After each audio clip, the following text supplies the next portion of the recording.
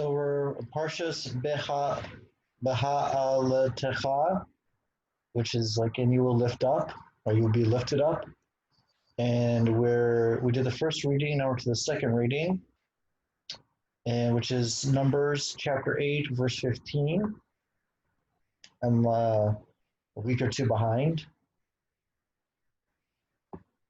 Let's get rolling.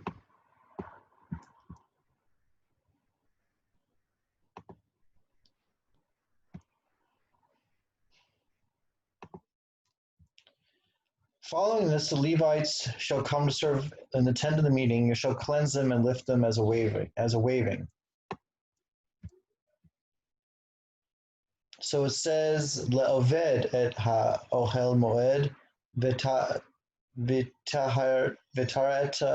otam and niftacha otem tifnua tanufa.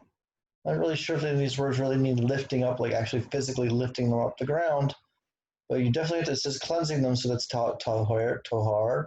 You have to make them spiritually cleansed. And nefet, nefeta,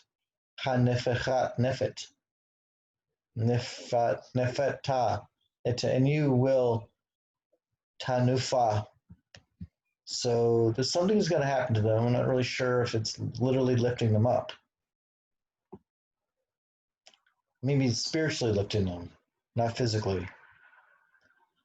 For they are wholly given over to me from among the children of Israel. Instead of those that opened the womb, all the firstborn of Israel I have taken from them for myself. So instead of the firstborn of all the Israelites, the Levites become in place of the firstborns. And this is because the Levites did not participate in the sin of the golden calf, where the firstborn did. And also, I think, connected to Reuven, but no, it's more connected to collective sin of the firstborn that happened earlier in the Midbar.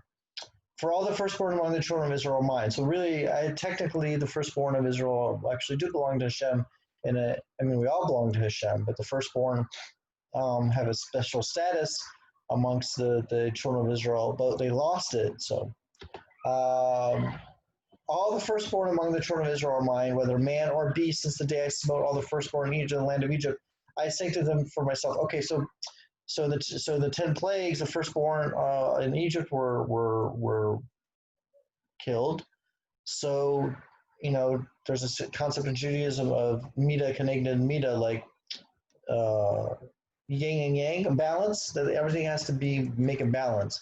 So the firstborn were chosen as to balance out the fact that the firstborn were chosen in Mitzrayim to die, so the firstborn of Israel were chosen to be actually God's special unit within the tribes of Israel, all the firstborn, not just the Levites. So they lost that, and then the Levites got to be in place of that.